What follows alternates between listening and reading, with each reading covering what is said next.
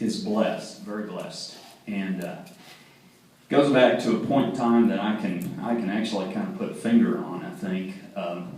When I was ex-IT director, and we were going through some changes then, facing some problems and some things that we had, and we were very dry. We were in a drought, kind of like we are right now. Some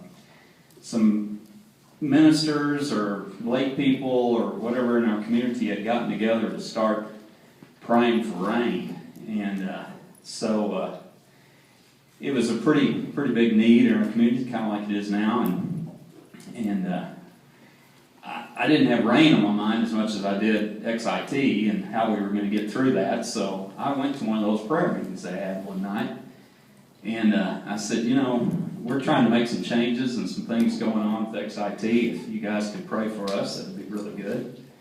And so they did, and prayed for rain and that sort of thing. And I left, and XIT came around, and that Wednesday night before the Thursday night opening of XIT, a friend of mine, very good friend of mine, Scott Rennick, came out here to the rodeo arena, and he said, "Kevin, come go with me for a few minutes." And I said, "Man, I got a lot to do here." He said, "No, come go with me." So I said, "All right." So get in the car, we head downtown, and we end up at the Mission Theater. About the time the show was going to start, I said, "Come on, we're going to go and watch the show."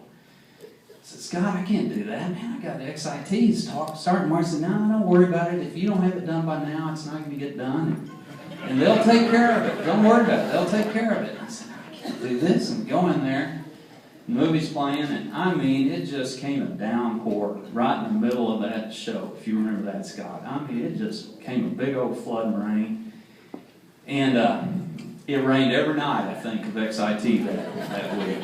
And I really think God answered those prayers for rain, and also answered the prayers for XIT. But at the same time, those little prayer meetings kept going on, and those gentlemen and others in our community began to pray that God would bless our community. And I really feel like that is the result of those prayers, is where we are today, because our community is very blessed. As I was mayor, I had opportunity to visit with a lot of other mayors of communities our size and larger in the Panhandle, and they all looked to Dalhart. "What are you doing there? What's going on? What's going on in Dalhart that makes it so successful?" And I really think that had a lot to do with it. But I appreciate very much this honor. It's quite a deal, and we'll keep going and keep trying to make Dalhart a better place to live.